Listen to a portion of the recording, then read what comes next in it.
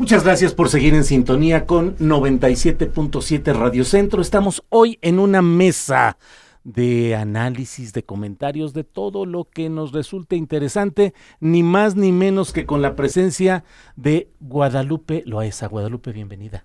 Muchas gracias, Julio. Guadalupe Loaesa, escritora, periodista, autora, entre otros libros, del libro Las Niñas Bien, que ahora se ha convertido en una película dirigida por Alejandra Márquez Abella, que está recibiendo ya varios premios de crítica cinematográfica y en festivales. Gracias, Guadalupe, por estar aquí. Y con Jesús Rodríguez. Jesús, bienvenida. Muchas gracias, Julio, por la invitación. Al contrario, activista, actriz y ahora senadora. Eres senadora, Jesús. ¿Cómo te va ahí en el Senado? Bueno, es todo novedoso, todo. A mí me encanta conocer algo nuevo y sobre todo participar en esta transformación que esperé toda mi vida. ¿Y qué te parece ese ambiente de lo legislativo, senadores, solemnidad, protocolo? ¿Cómo te va ahí? Mira, todavía noto una inercia patriarcal ahí muy fuerte. Es un mundo construido para varones, a pesar de la paridad. Esta es la legislatura de la paridad de género, pero está construido para varones y pues lo que ves son aquellas armaduras como Versace y esas corbatas como espadas doblegadas y que terminan en el trono del bolero de zapatos y ahí se sientan con aquel esclavo que les volea sus ferragamos o quién sabe qué zapatos. Claro. Entonces, todo ese almidón y todo eso, pues es una parafernalia que yo creo que debería ir desapareciendo, porque eso creo que le impone a la retórica una solemnidad innecesaria y le quita seriedad. Claro. Guadalupe, tu libro de Las Niñas Bien ha trascendido. ¿Cuándo se publicó por primera vez? En 1985. Híjole, ya perdí. Me lo presentó Jesús en la Gandhi, recuerdo, una de las presentaciones, llegaste con guantes tejidos en hilo, muy bonitos guantes, por cierto, que los hace tener por ahí, y llamó mucho la atención. El contenido nunca se había visto a ese pequeñísimo sector de la sociedad mexicana con un enfoque distinto, ¿me entiendes? No nada más hablar de los ricos y con estereotipos y demás, sino que hablaba de estas niñas bien, que hacían, que pensaban, por qué seguían viviendo en esa jaula de oro pendiente de un balcón, como dice la canción de Pedro Infante. Y bueno, empezó con muy, muy buen pie derecho porque gustó mucho el libro. Se vendieron más de 400,000 ejemplares. ¿Y ya estás preparando Las Niñas Fifí? Las niñas fifís o las niñas chairos o las millennials. Sí, claro. Es que lo maravilloso con la sociedad mexicana es que es tan vital y tan... la movilidad social, pues, que surgen categorías nuevas, muy divertidas, ¿no? Y finalmente las niñas bien, entre comillas, pues nunca van a desaparecer, porque hay esta conciencia de clase que tienen muy arraigado en ellas, y además, porque forma parte de una sociedad, no hay, claro, no hay de otra, ¿no? Claro. En la película, precisamente, lo que hace Alejandra Márquez, muy bien hecho, además, con mucha inteligencia, es que de alguna manera esta Sofía, que es la protagonista, nos sentimos muy empáticos con ella, porque sufre mucho cuando pasó lo de la nacionalización de la banca en 82, y entonces, a pesar de que viven en este mundo tan sofisticado y tan idílico, finalmente todo es muy efímero y finalmente siempre están como muy sintiéndose como con mucho riesgo de perder ese glamour y demás, ¿me entiendes? Y entonces así fue como empecé. Qué bueno, Guadalupe. Jesús, ¿qué opinas de este mundo fifí? ¿Los fifís también lloran? Pues mira, yo soy niña mal. ¿Tú eres niña mal? Sí, desde muy niña, y entonces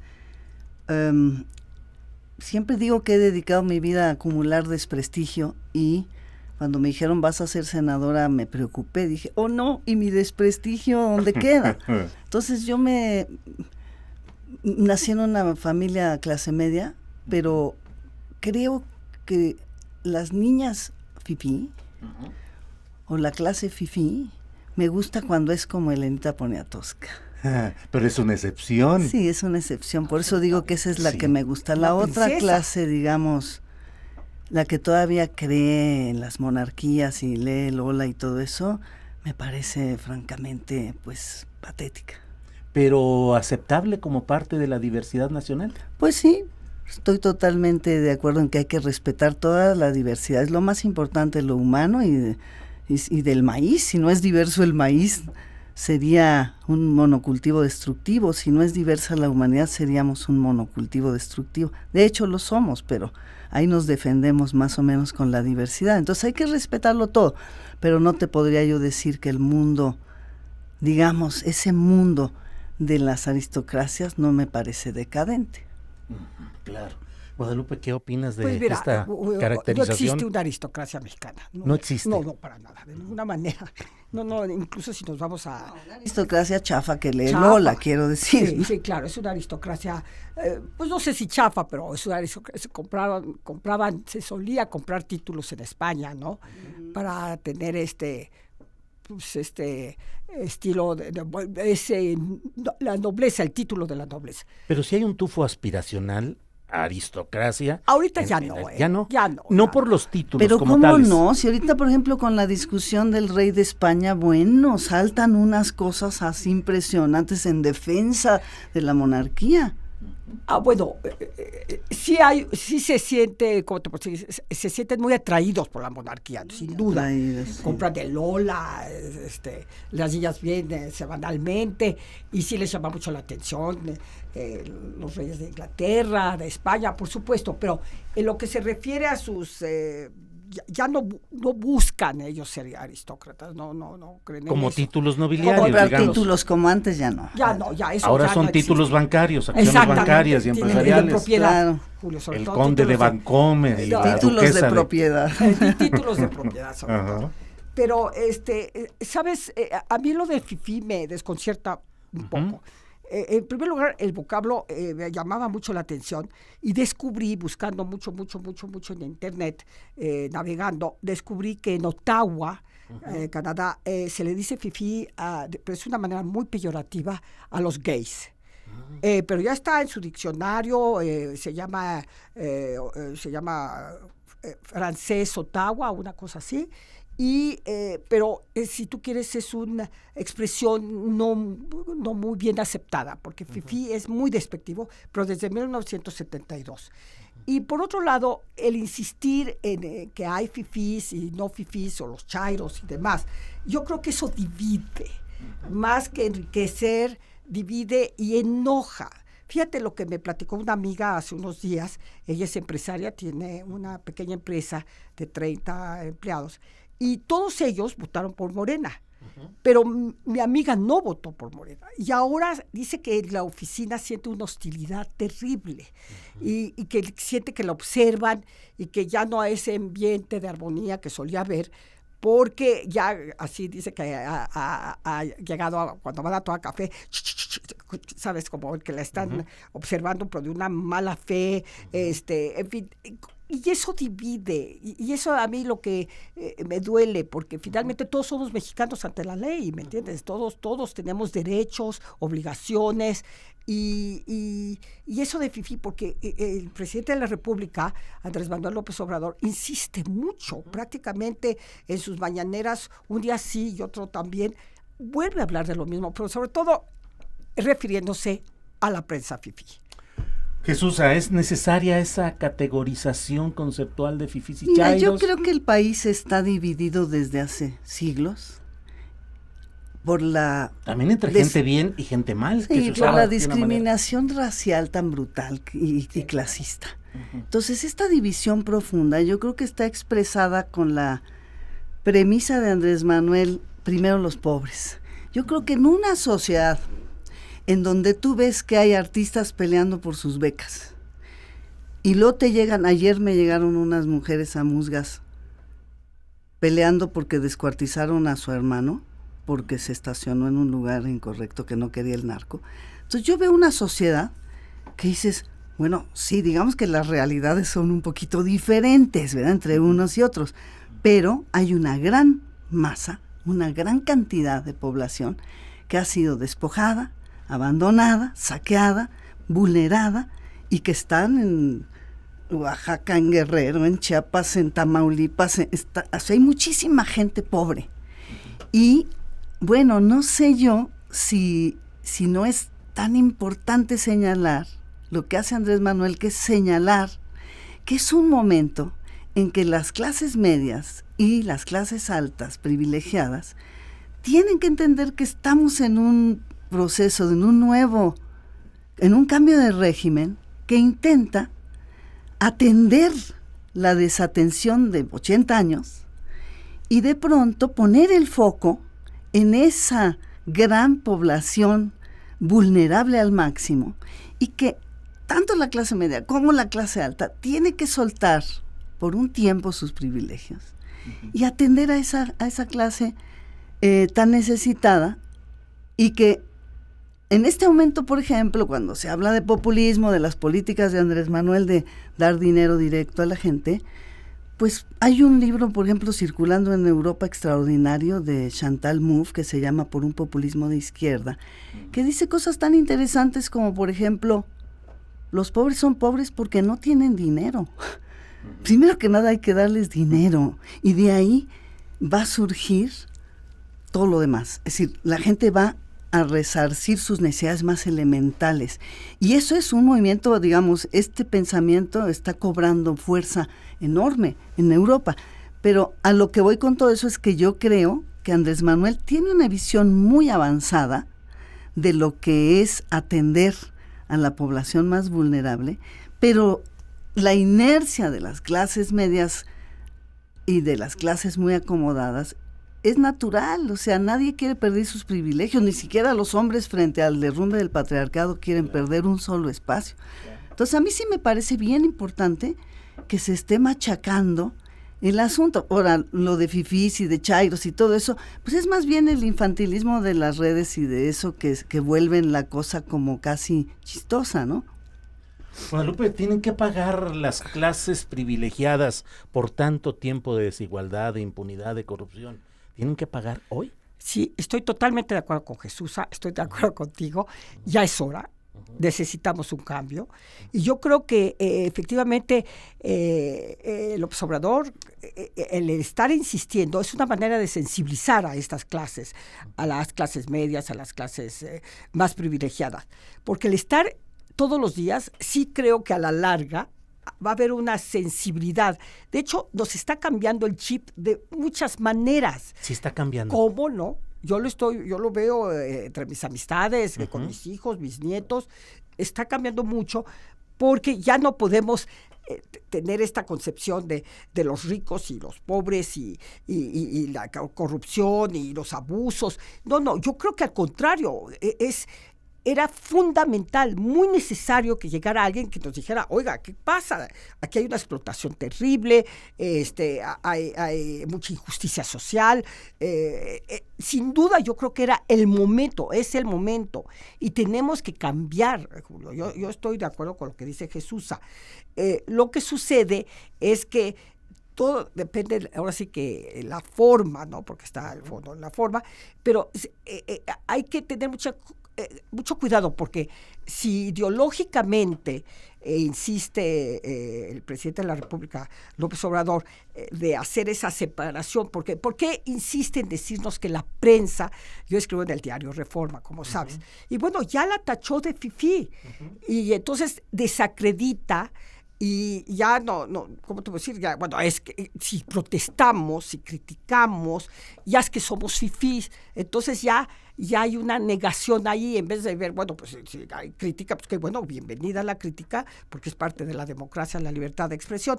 Pero por otro lado, sí creo, como dice Jesús, que ya es hora de esos, que pongamos alto a esos privilegios, a esa clase privilegiada, a los empresarios. Dios mío, yo acabo de leer el libro de Tatiana, y es verdadera Tatiana Cloutier, que es espléndido libro, lo recomiendo.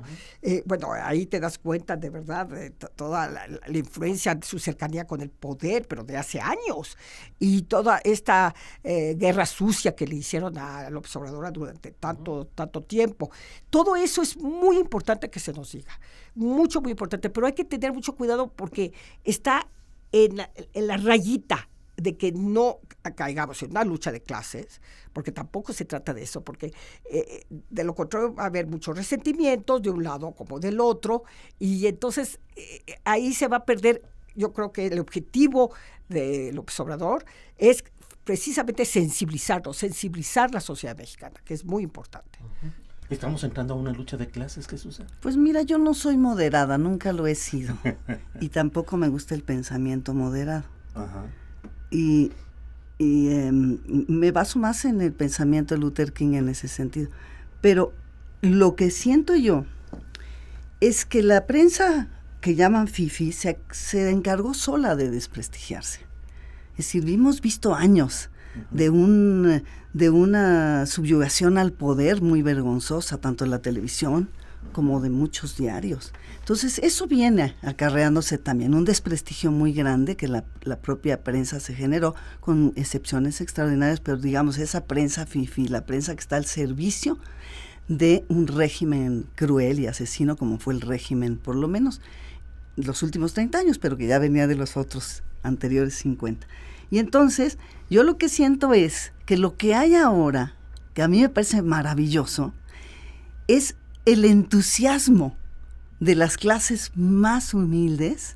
Yo lo veo en todas partes. Ayer me bajé en el mercado de la Ciudadela y un hombre me dijo, se me enchina la piel de pensar que estamos viviendo lo que estamos viviendo.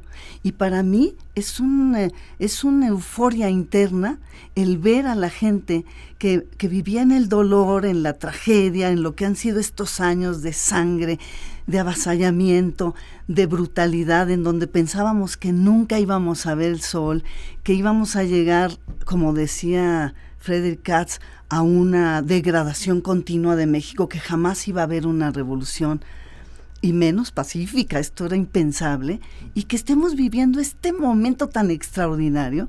Entonces a mí me parece que pues todas las otras reflexiones de cuidado, no vaya a pasar, no se vayan a dividir más de lo que ha estado este país dividido, a ser más racista de lo que es, a ser más sexista o más clasista de lo que es. Al contrario, yo creo que es el momento de limpiar.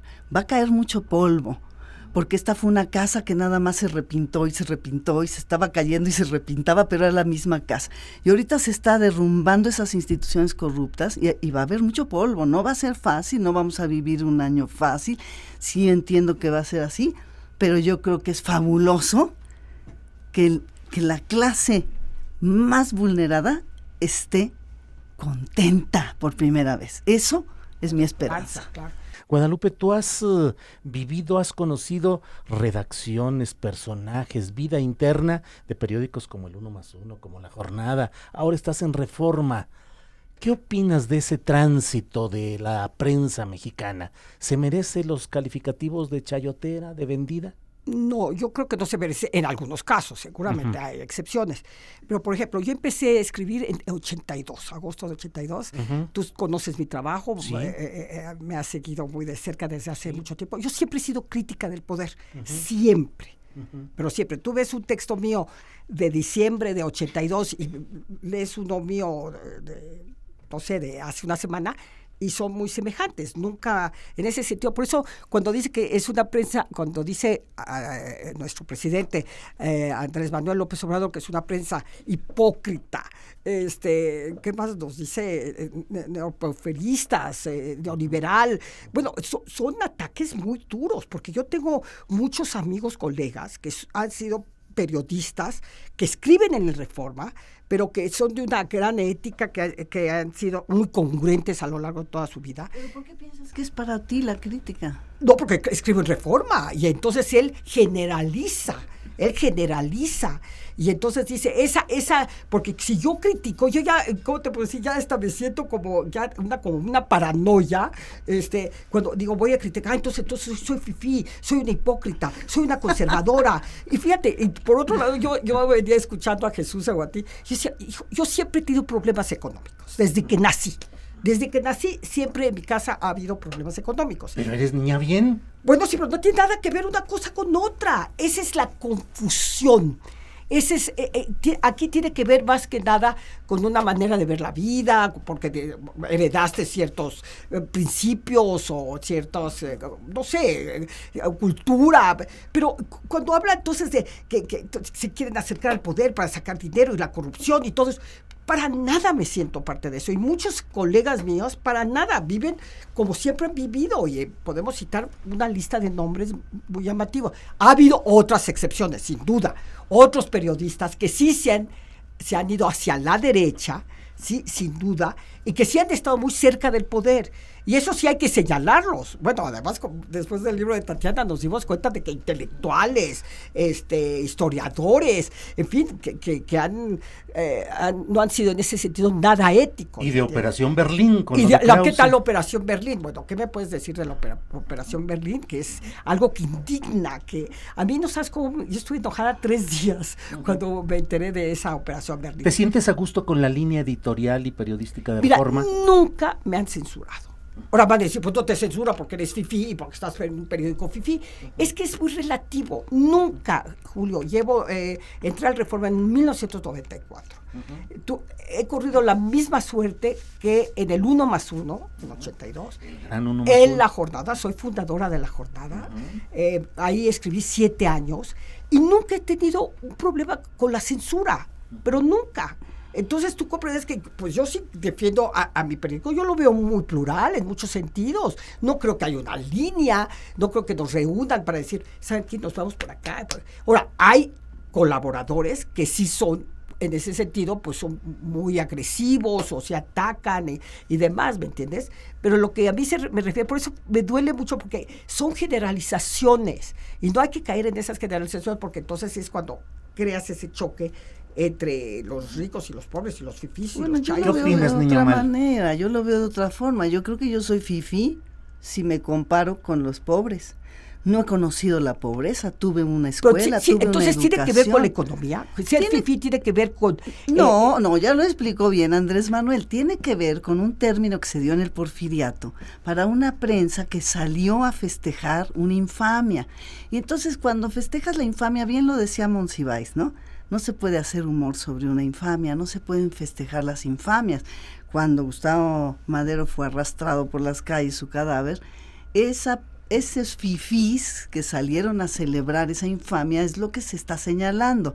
En cuanto a la cuestión económica, yo digo, quien no conoce la pobreza, no la conoce. Simplemente nosotros no conocemos la pobreza. Absolutamente. Es algo que tenemos que respetar por desconocimiento. Entonces yo creo que en ese sentido no se puede generalizar en nada. Eso pues es un principio evidente, ¿no? Generalizar es siempre disolver el detalle de la crítica. Pero creo que en este caso la intención de Andrés Manuel es muy válida, es señalar a una prensa chayotera, que no vamos a decir que no existe, y que no ha existido, y que además se exacerbó en los últimos años. Es posible. En donde Calderón y Fox y Peña Nieto pasaban sobres, sabemos muy bien. Sí. Y entonces, yo lo que digo es, en un país en donde necesitamos información al extremo, la gente que funcionó como sicarios de la noticia tienen una responsabilidad grave en lo que ocurrió en estos años. Son 250,000 muertos, son 45,000 desaparecidos. No podemos olvidar el dolor que se ha vivido en México, y los periodistas que apoyaron al régimen de manera ciega, por dinero, por cochupo, por lo que tú quieras, sí, claro, son responsables y siguen ahí. No podemos decir que no están ahí, que se fueron. Siguen ahí. Entonces, para mí sí hay una cosa muy importante en señalar a esa prensa que se corrompió, porque tienen una responsabilidad muy grave, no es cualquier cosa. Digo, a lo mejor tú puedes corromperte en tu casa con tus hijos, pero es distinto corromper una sociedad y prostituir un ejercicio extraordinario como es el periodismo. En términos mayoritarios, globales, Guadalupe, ¿tú asumes o compartes que el predominio fue de ese periodismo chayotero y cómplice con esos sistemas corruptos? Yo creo que tuvieron una influencia muy negativa, sin duda. sin duda, yo creo que, y que siempre ha existido esos periódicos, esos periodistas, no vamos ¿Y subsiste el mismo modelo? Sí, claro, yo creo que subsiste, sobre todo chayotero y que reciben dinero y los sobres, bueno, acuérdate que se contaba chistes, que tomaban los periodistas el sobre y dicen, no, aquí hay menos de 6,000, nada más por el solo peso, ¿te acuerdas que se hacía esa broma, no? Sí. Pero claro, pero aquí también lo que me llama mucho la atención, y hay que insistir sobre eso, como bien dice Jesús, es la mentalidad de estos chayoteros. Es decir, la mala fe, ¿me entiendes? La mala fe y la falta de ética. Ahí sí estoy de acuerdo que hay que luchar contra todo eso. Y hay muchos periodistas muy tramposos, muy dobles caras, sin duda. Pero no puedes generalizar un periódico. Aquí ya nos pusieron tache. Dices a Reforma específicamente. ¿Por qué? Porque es un periódico que viene de Monterrey, es el norte, etcétera, etcétera. Pero ya hay... Pardinas de lo empresarial. Exactamente, ahora como director general.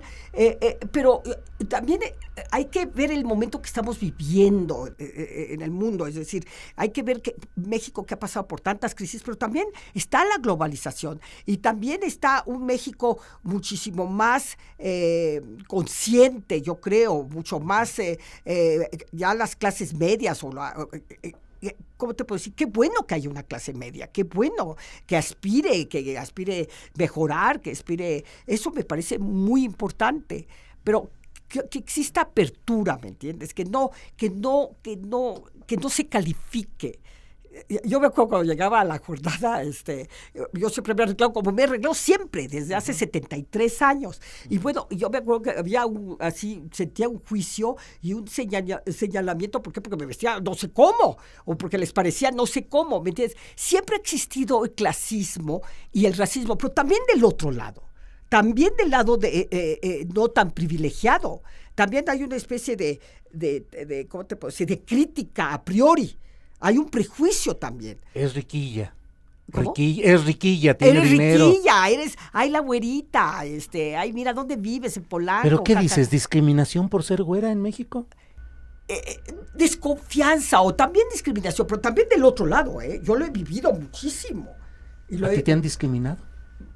Pues siempre me han etiquetado y me han encasillado. Y eso sí me da mucho coraje, la verdad. ¿Como niña bien? Como niña. Bueno, no, pero aquí hay una crítica. Ajá. Yo cuando publiqué el texto de Las Niñas Bien en un periódico como el 1+1, es que había una intención, no lo publiqué en Novedades. Entonces estaba... Sí. Máximo, ¿te acuerdas? Estaba en su cima. Pero aquí también hay una crítica social. Y qué bueno, porque además se habla de la nacionalización de la banca y demás. Pero aquí lo que me llama mucho la atención es esa gana de como mucho resentimiento, ¿me entiendes? Yo sí creo que hay un resentimiento social en México que bueno, no es mal de... Claro que hay un resentimiento en México, porque... Imagínate los contrastes que hay entre los pobres y los ricos, no, desde luego, por eso es tan difícil todo. ¿Resentimiento, Jesús? ¿Un gran resentimiento bueno, social? Social? Esto es producto del enorme racismo y además autorracismo. Si el hecho que te hagan güerita, a mí me dicen güerita en el mercado. ¿Sí? Yo soy güera. ¿Sí? ¿Güera? ¿Qué es güera? Pues es sin color, es un huevo güero, es un huevo que no funciona, ¿no? Lo decía Ríos muy bien. Güero con H. Es decir, es algo que está vacío, ¿no? Sí. Entonces lo decía Ríos muy bien en su libro, recuerdo ese libro que salió en el Bicentenario, ni Bicentenario ni Independencia, creo que se llama. Sí. Que era genial porque en la contraportada Ríos decía, yo estoy casado con una indígena y no me siento que me aceptan en mi propia casa, en la casa de ella, por güero. Hay un rechazo. ¿No? ¿Por qué? Pues que es evidente, así hay un racismo exacerbado, por los dos lados, pero mucho más grave, por supuesto, hacia los morenos. O sea, el racismo es obviamente mucho más grave hacia millones de personas desde la conquista y desde el eurocentrismo, digamos. Eso lo vimos muy claramente, Jesús, Julio, con Yalitza, con la película Roma. Bueno, Yalitza en las redes. La película es racista en sí misma, bueno, desde mi punto de vista. Sí. Pero lo que yo digo es, no puede ser que no nos demos cuenta que la reacción natural de una cosmovisión que ha sido agredida al punto que fue la nuestra, rechaza al agresor, pues es natural, ¿no?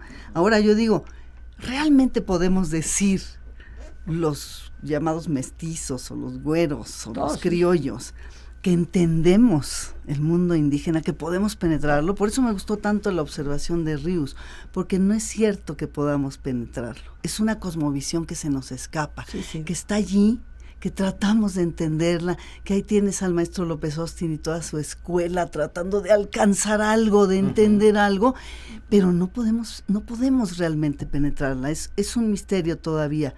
A la inversa, siento yo, como mis amigas que me visitaron ayer, que son indígenas con PhD, y que de repente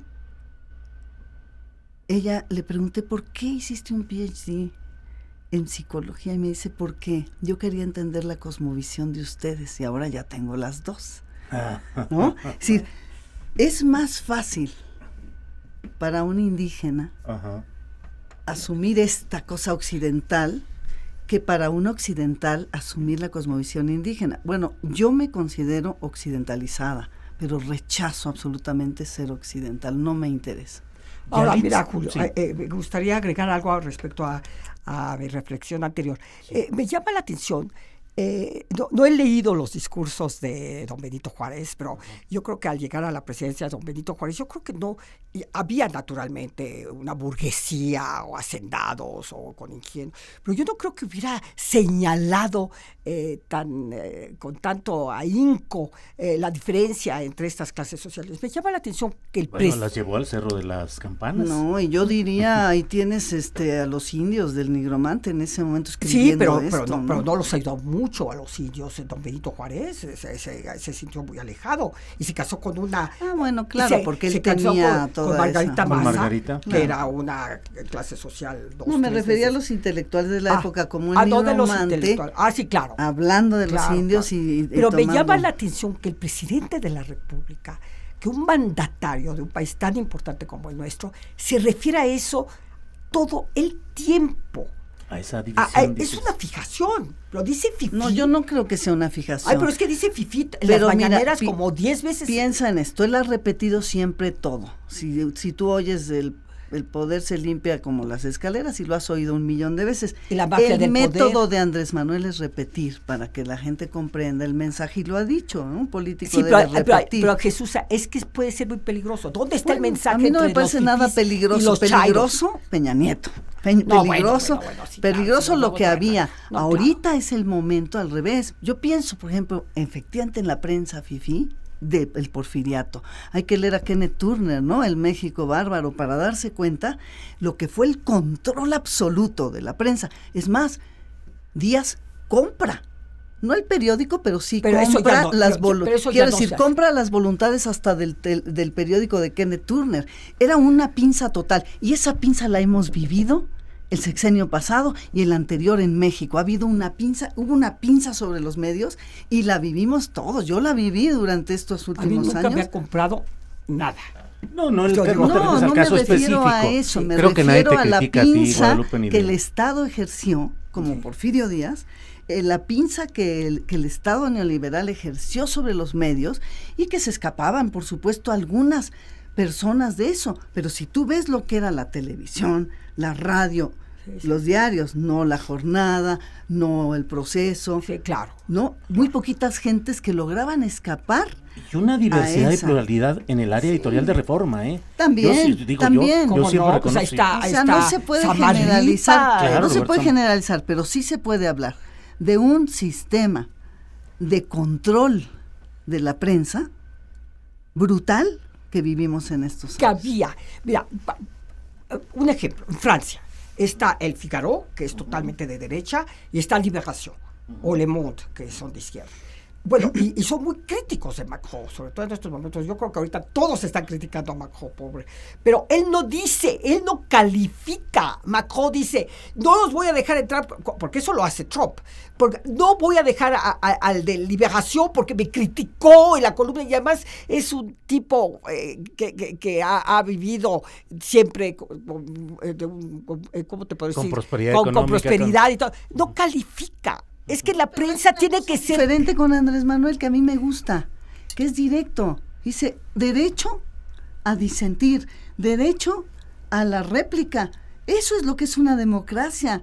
Sí, pero la califica la réplica. Bueno, pero tú califica a quien tú quieres, así te van a calificar a ti. Hipócritas, ¿qué más? Mentirosos. Bueno, no es su estilo y es su manera de ser y es muy auténtico y qué bueno que lo sea. Yo estoy harta de los presidentes acartonados que no decían nada, o del analfabeta de Peña Nieto o del otro, que verdaderamente eran una cosa vergonzosa. Sí, era vergonzosa. Entonces es una maravilla un presidente que sabe de historia, que sabe escribir, que sabe hablar y que se expone ante la opinión pública todos los días para decir, venga, de un lado y del otro, vamos viendo quiénes somos. ¿Pero por qué no califica los de la jornada, por ejemplo?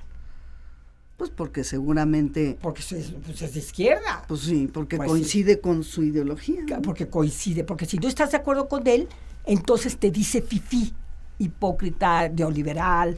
No creo que sea si no estás de acuerdo con él. Yo creo que él está planteando el retrato de una sociedad que vemos y que está clarísima. O sea, yo la veo muy clara.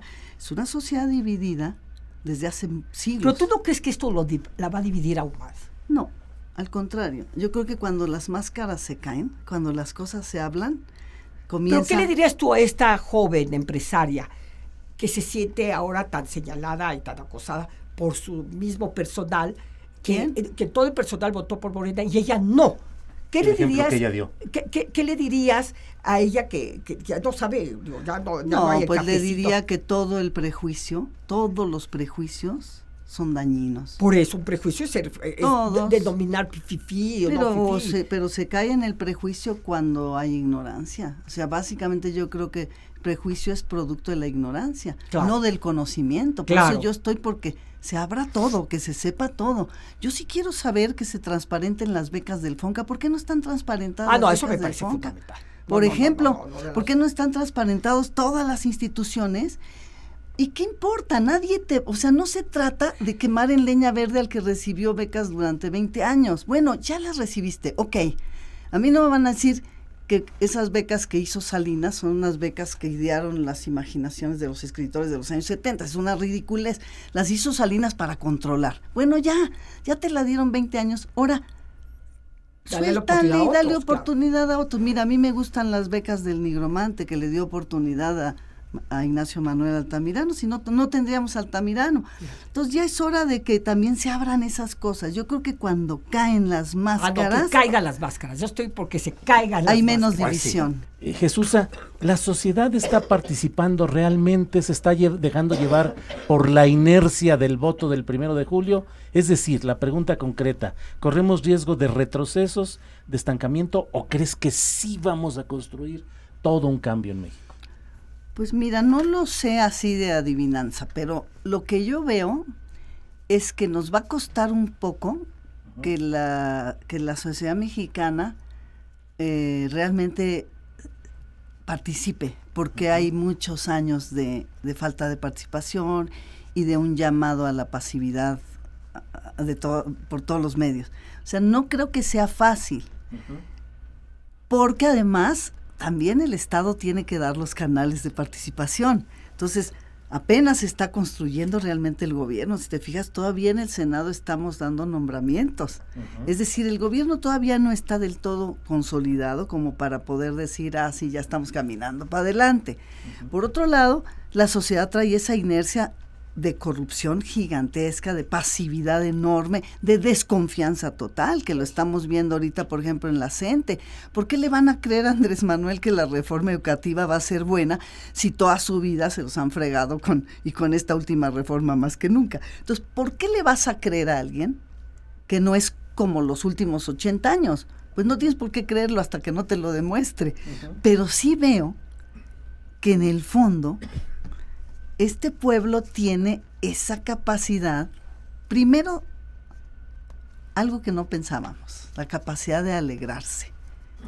Eso para mí es fundamental. La alegría para mí es el motor de cualquier cambio y de cualquier transformación. Sin alegría no se levanta una piedra de 20 metros, y eso lo sabemos desde la prehistoria megalítica. ¿Tú le crees a López Obrador?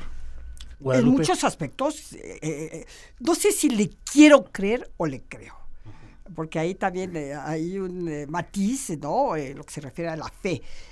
Pero hay muchas cosas que me gustan del presidente, por supuesto, otras que no me gustan para nada, como por ejemplo estar insistiendo sobre los fifís y demás. No me gusta lo que pasó con las estancias, no me gusta que no crea en la sociedad civil porque cree que todos somos corruptos o porque recibimos dinero, no sé. No me gustan ciertas cosas, incluso no me gusta, es muy conservador López Obrador. Si tú le preguntas sobre el aborto, se queda callado, prefiere no comprometerse. Entonces hay ciertos aspectos que no me gustan. Ahora, en lo que se refiere, Jesús, a de la alegría de México, híjole, yo será que me muevo en otro mundo, en otro sector, en otra, no sé, zona postal, yo no sé. Pero yo te puedo decir que entre la gente que yo frecuento, pues hay mucha incertidumbre, mucha desconfianza. Incluso con mis hijos que tienen pequeñas empresas y demás. ¿Por qué? Porque ya no tienen la misma respuesta que tenían con inversiones, ya retiran sus inversiones. Entonces, sí, las clases medias tienen, hay temores, porque no sabemos hasta dónde va a llegar todos estos cambios, no sabemos. Cada día nos despertamos con una nueva noticia. Digo, bueno, hace 2 días nos despertamos con que tenían que pedir perdón los reyes de España en relación a la conquista. Entonces, sí, alegría, yo realmente no siento, ¿no? Yo estoy alegre del cambio, de la transición. Yo estoy de acuerdo con que se hubieran ido los priistas. Yo tengo 7 libros contra los priistas. Todo, que se acabe la corrupción, que hubo abusos terribles, y tú lo sabes mejor que nadie.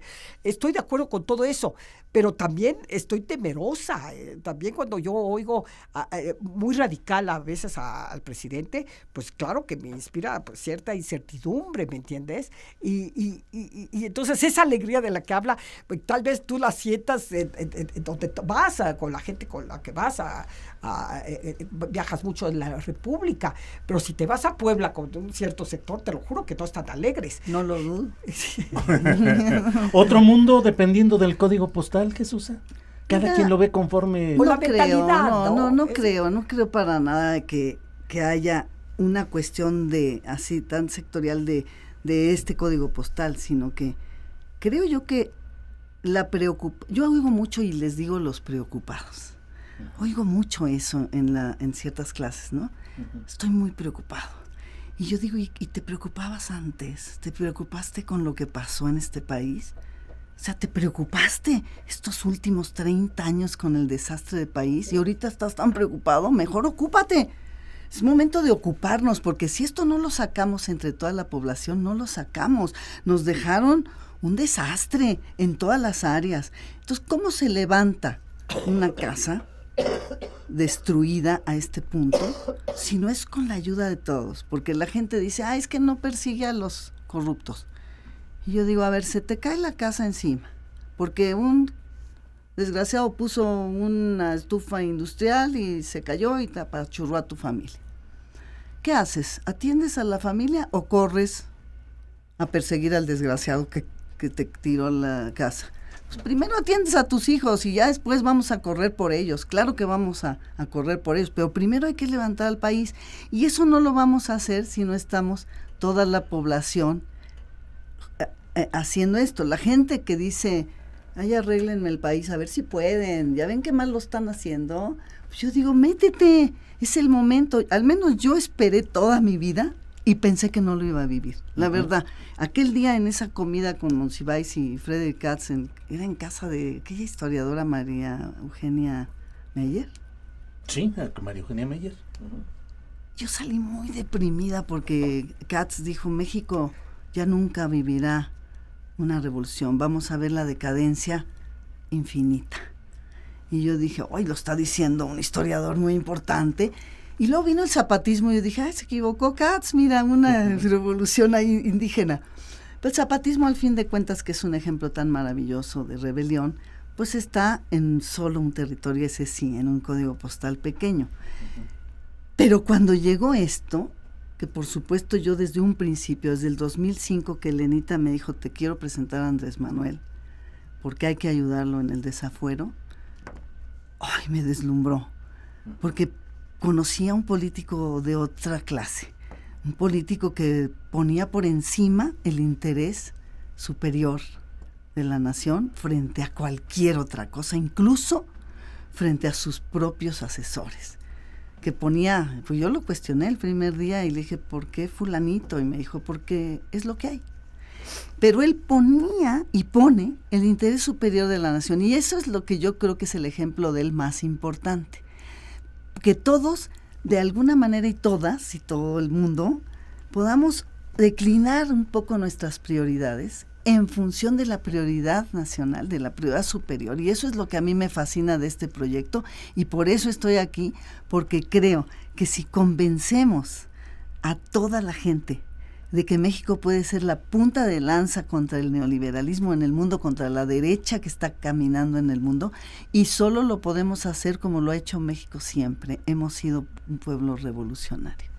Ya, yo también estoy muy contenta de este cambio, voté por Andrés Manuel, pero yo recuerdo, Jesús, cuando dejé de creer, porque entré con muchas confusiones, cuando tú lo nombraste el presidente legítimo y le pusiste la banda y estaba la silla. Yo no se la puse, pero... Bueno, pero en fin, yo estaba ahí, yo estaba en el templete. Sí. Eras maestra de ceremonia, supongo. Eras la maestra de ceremonia y entonces... Yo fungía de monaguillo, en realidad. Yo me acuerdo que yo estaba ahí, estaba el Zócalo lleno.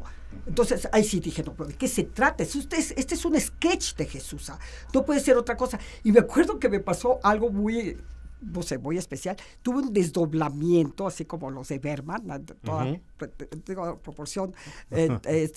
Pero me vi una señora abuelita, peinada así igualita, que me dice, estás loca de apoyar una cosa así, que parece tan descabellada cuando se nombró y tú eras la maestra. Y a mí me parece exactamente lo contrario, fíjate, de lo que tú piensas, lo que son dos visiones. Mucho, Jesús, bueno, según tú.